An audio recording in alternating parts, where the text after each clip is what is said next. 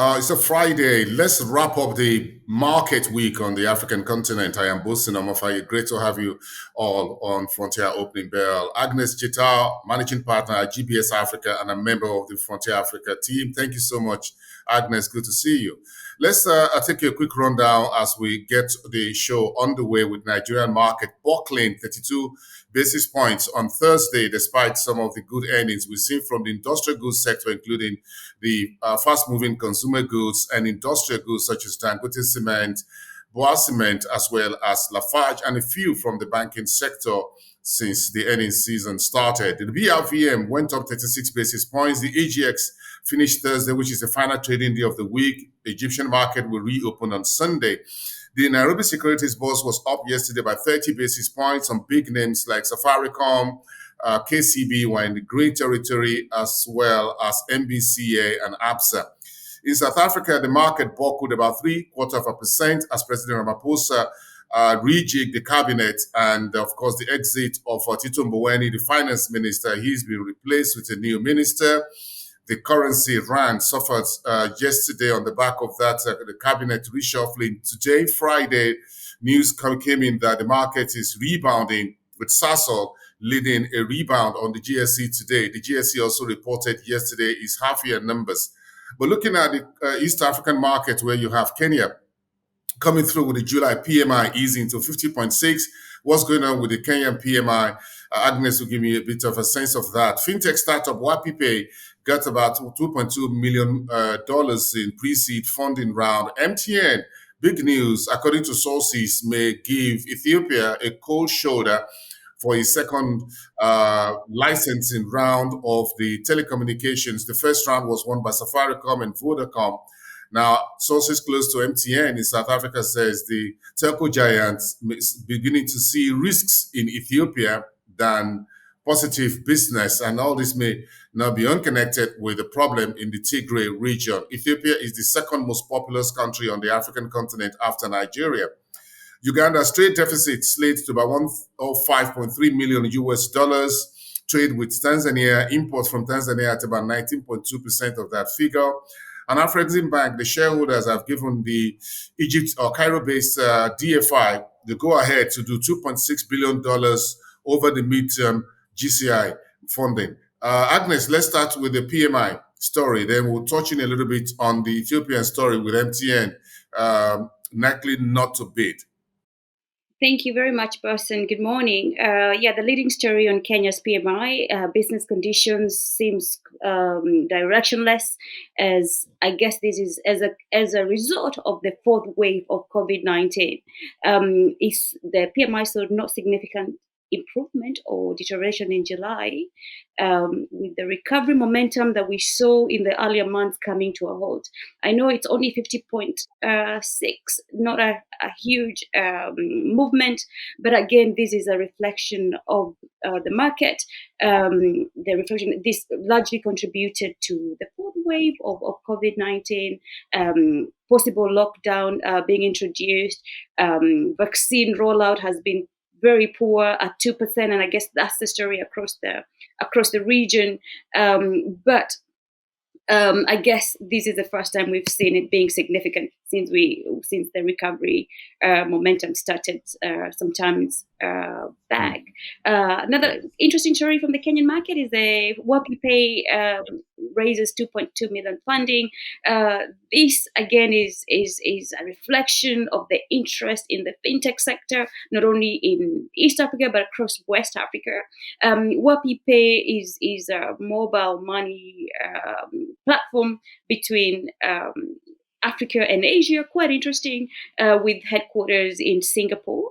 Look, this has, during the pandemic, I think what we saw investors very keen on Africa's startup, particularly in fintech, but also e-health platform.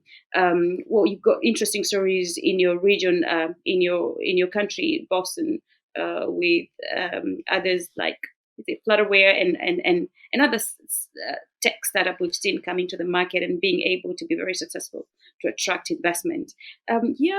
Not surprised at all with MTN shunning Ethiopia's second round of auction. Tigray crisis has really been negative on, has had a negative impact on Ethiopia's attractiveness as a competitive destination for investment.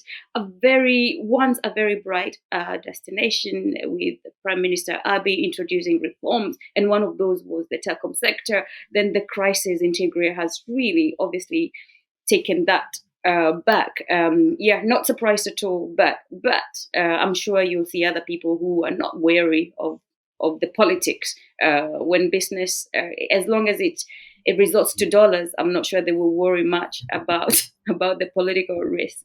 That's it for me, Boston, on East African headline. Interesting scenario in Ethiopia there, Agnes, because that the Tigray region beginning to, if MTN is expected to bring about 600 million US dollars to the table in the second licensing round.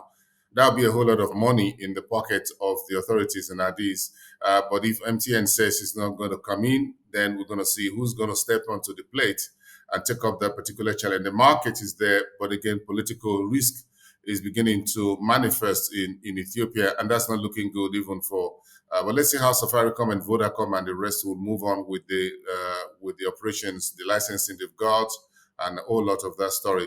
For Nigeria, the big story is coming through around the Eurobond story, $6.2 billion. The other African economies have done Eurobond so far this year. I'm sure you know that, Agnes. Rwanda just closed about, I think, about 620 or so. Egypt came early in the year with a very big size, but it looks like 6.2 is the biggest size that Nigeria is looking to raise. Would that be able to go through before the end of the year? It remains anyone's guess what the market would say. We have our earnings season on our hands. Some of the earnings are coming good, some are not so good, with the MRS, which is an oil retailer, that had to yesterday announce a bit of an adjustment on his numbers, but reporting a loss after tax of 151 million in local currency. Ghana is looking to complete its gold refinery 90%. For a company formerly known as Gold Coast, but without a gold refinery. Agnes, that's an interesting story, isn't it? Mm. You produce gold, but you don't have a refinery. Like Nigeria produces crude oil, we don't have a functional refinery, as it were. Makes no sense at all, Quite a shame. Boston. That's But quite a shame. we were traditionally African. Please go ahead. Thank you, Boston. So allow me to start with the Nigerian. Nigeria is come to the market to issue $6.2 billion. But question: what's this money for? But also quite interesting that there's been a rally on Eurobond issuance this year post the pandemic. I think for me is a sign of investors looking for yield. They don't care about the politics or the instability. They're just really interested at the yield, really, and for the sort of 1 year due to the pandemic, they were doing nothing. So there's a lot of liquidity and money looking for opportunities. And it's interesting to see this issue, Nigerian issue, as you put it, following Kenya, Egypt, Rwanda, and others. But, Boston, there were quite concerns beginning, and I think probably 5 years ago, where African countries were really amassing debt, both from the international capital markets, but also from the beggable DFIs. What we can borrow, but we need to be able to show where that money goes. And I think a lot of citizens would want to say, okay, it's good to borrow because no country can develop without borrowing. But how accountable are governments? How prudent are they in ensuring that this finances goes towards public service and improving quality of life, and also hopefully it can sort of stimulate economic activity. A lot of money, Boston. I'm sure will be coming for a bit of change from your end. The story on Ghana's refinery, 90% complete. It's not a leading story. Look, we have to build our manufacturing capacity. I mean, for the longest, we focused on sending raw materials to to export markets. But I think it's about time that we build that capability in the region to be able to manufacture goods and sell them and add value to our products. And I think this is how finally Ghana has come to its senses to focus on this. Burkina Faso also back to the market, borrowing. I think everybody's out with their begging bowls, boss. Interesting scenario with Ghana because again, it's a very long history, decades and decades of being a gold producing spot, one of the largest gold producing countries on the African continent, but without a refinery. So the whole beneficiation process, the whole process of adding value that we haven't really been able to achieve on the continent, I think the time has come, having earned so much in revenue from exporting these raw materials, it's time to start looking at adding value here on the continent and by extension create jobs and try to make the continent a bit more of an industrial hub because definitely a good refinery will add value to the economy in Ghana and elsewhere on the continent if we do that. Let's shift quickly to talk about South Africa, where President Ramaphosa has upturned his cabinet. The finance minister, Tito Mboweni, is out of office. Now the markets seem to be moving on in the new under the new horizon, which started yesterday, Thursday. Again, the South African president is under serious pressure to turn around the economy. No thanks to the recent the month of July's wanton destruction and looting and arson that's costing the country billions of US dollars in losses, and the economy is buckling again with more than 30%, close about 32% in unemployment figures. So that's the story. JSE reporting a total revenue of about 6%, 1.2 billion for the first 6 months of the year. EBITDA came in negative, nearly 20%. Glencore is sitting on a pile of money. Is going to pay shareholders nearly 1.2 billion US dollars. Core earnings came in north of about 8 billion US dollars. Net bank interim dividend, according to a pre-earnings announcement, is likely to jump over 140% in the first 6 months of the year.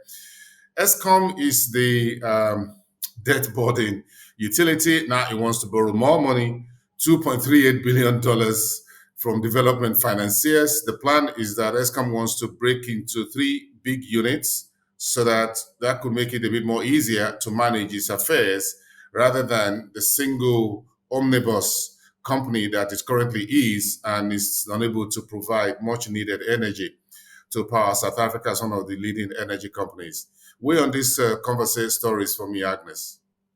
Yeah, allow me to just comment on the Eskom story. I guess this was one of the hardest projects for the South African because of the politics around it, the unions really challenging any efforts to try and make Eskom efficient. It's great to see that they're looking for financing. Where to see how that turns out. Glencore paying 1.18 billion dividends. That will be smiling all the way to the bank, Boston. I'm sure you're one of the shareholders of Glencore, so smiling all the way to the bank. But that's good after such a hard time in the South African market. I wish. You know, metal prices had been highly elevated this year, and now China, which is the number one consumer, is looking to taper down, supply a bit more into the market, bring his own weight into the market, and try to lower prices of commodities. But it's been a good year so far for the metal producers. On a final note, Egypt is setting up registry for finance brokers in MSMEs sector. The National Bank of Egypt reporting about 3.6 billion Egyptian pounds profit after tax in first quarter. This is all part of the first quarter earnings. Egypt's loss widened by 576% in full year 2020-21. If that's a backward-looking data for last year, then that's well understood. 576% decline. Wow, that's a whole lot. That's terribly underwater. Managem in Morocco is reporting turnover uptick of about 38%, 1.75 billion dirhams in the second quarter, April to June. And Tunisia's central bank executive board is asking for another economic reform plan from the government. Of course, we know the latest story in Tunisia, the protest. The president now had both the judiciary and the parliament in his back pocket. So, how Tunisia will make much progress on the economic front is anyone's guess. The IMF, United States, is calling on Tunisia to conclude very quickly with the IMF so that another economic reform program and funding facility can be extended to this North African economy. On a final note, Agnes. Yeah, interesting stories from the North African market. The Egyptian story setting up a registry for financial brokers in the MSMSE sector. That's good. I think we should do the same across the region for regulation purposes and also to protect the consumers, I guess. Then please tell me a little bit about Egiston. What do they do and why such a loss? I was interested in that piece of headline. Um, I don't know what's your input on that, Orson. Hmm. Interesting scenario within the North African market. But again, as you saw, the management, the Egiston story was about 2020.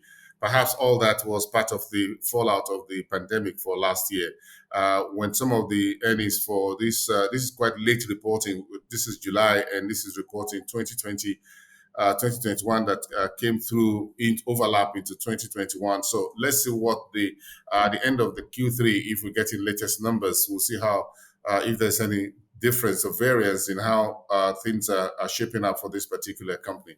Thank you so much, Agnes Gital. It's good to have you on the show this Friday. I think we can all lay back a little bit and enjoy the weekend and come back on Monday. Thank you for staying with us. Have a great weekend and see you next time, everyone.